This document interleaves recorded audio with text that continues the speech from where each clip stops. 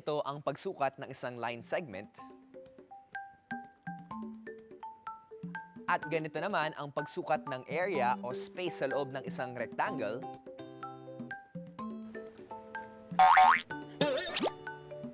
Length times width.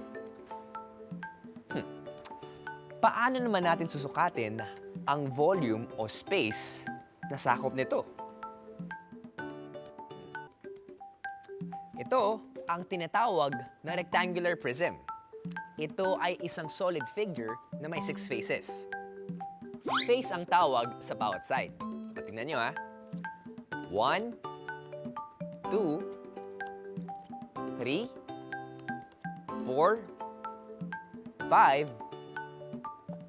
at 6.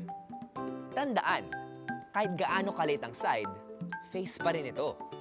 Ang iniisip kasi ng iba, pag maliit, hindi na counted. Meron din itong 12 edges.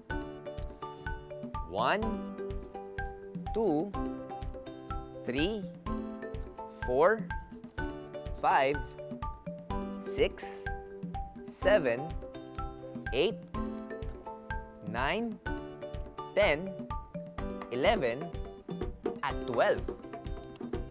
Ang edge ay kung saan nagtatagpo ang dalawang face. Diba? Dami oh. Dito, dito, dito, at dito.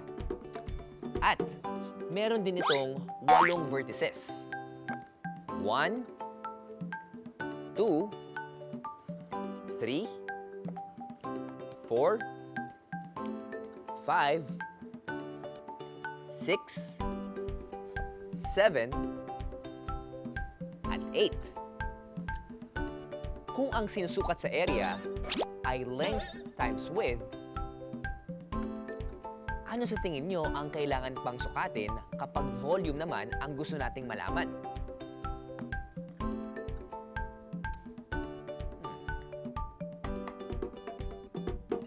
Tama! Hindi lang length and width meron ang isang rectangular prism. Meron din tong height. Kailangan din natin sukatin ang height o taas nito. Kung ang formula ng area ng isang rectangle ay length times width, ang formula ng volume ng rectangular prism ay length times width times height.